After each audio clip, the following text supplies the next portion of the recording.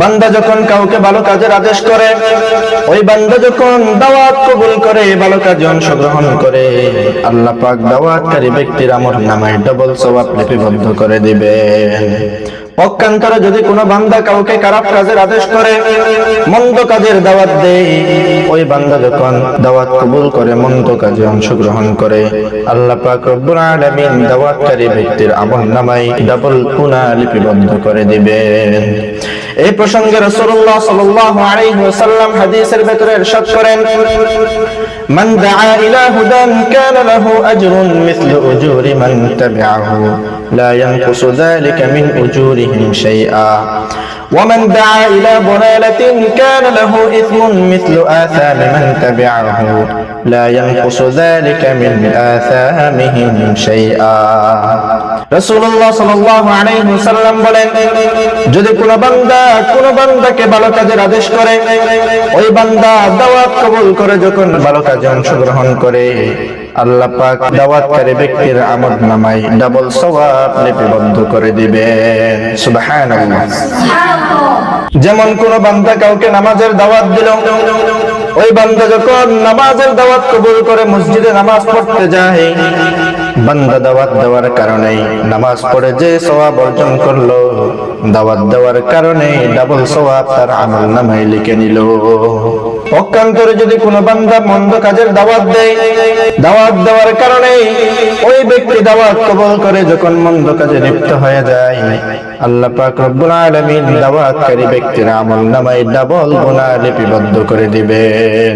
নাউযু বিল্লাহি মিন যালিক। যেমন কোন যুবক কাউকে সিনেমা হলে যাওয়ার জন্য দাওয়াত দিল, নতুবা গান বাজনা বাদ্য বাজনা দেখার জন্য দাওয়াত দিল, ওই বান্দা দাওয়াত কবুল করে যখন মন্দ কাজে লিপ্ত হয়ে যায়, দাওয়াতকারী ব্যক্তির আমলনামায় আল্লাহ পাক ডাবল গুনাহ লিপিবদ্ধ করে দিবেন। নাউযু বিল্লাহি। এজন্য বান্দা ভালো কাজের আদেশ করতে হবে, মন্দ কাজ থেকে মানুষদেরকে নিষেধ করতে হবে, সাধ্য অনুযায়ী আপনার যথাসম্ভব মন্দ কাজ থেকে সমস্ত মুসলিম উম্মাহকে বাধা দিতে হবে। এই প্রসঙ্গে রাসূলুল্লাহ সাল্লাল্লাহু আলাইহি ওয়াসাল্লাম বলেন, মান রাআ মিনকুম মুনকারান ফালইয়ুগাইয়িরহু বিয়াদিহি ফাইন লাম ইস্তাতি' ফাবিলিসানিহি ফাইন লাম ইস্তাতি' ফাবিকলবিহি ওয়া যালিকা আযআফুল ঈমান। বান্দা যখন তুমি দেখবা তোমার কোন বন্ধু, তোমার কোন আত্মীয়-স্বজন, তোমার কোন ভাই খারাপ কাজে লিপ্ত হচ্ছে, যদি ক্ষমতা থাকে তাকে হাতে প্রহার করে সেখান থেকে নিষেধ করবা।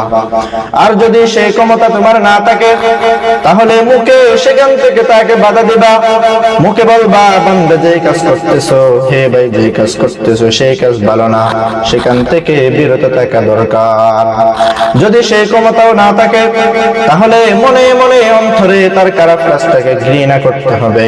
এটা হচ্ছে ঈমানের একটি দুর্বলতম জায়গা।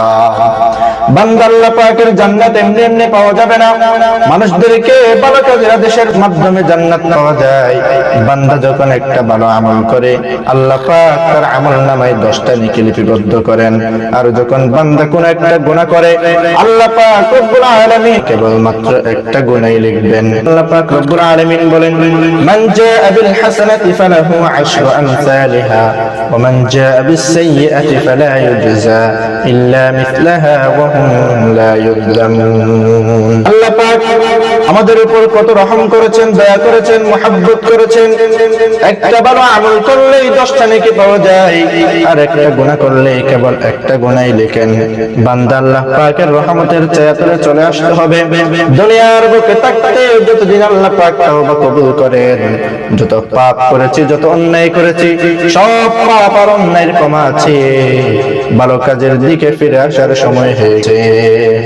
আল্লাহ পাক আমাদের সবাইকে ভালো কাজের আদেশের মাধ্যমে, মানুষদেরকে ইসলামের পথে আহ্বানের মাধ্যমে গোটা জাতিকে ইসলামপন্থী হওয়ার তৌফিক দান করুন। সবাই বলে আমিন।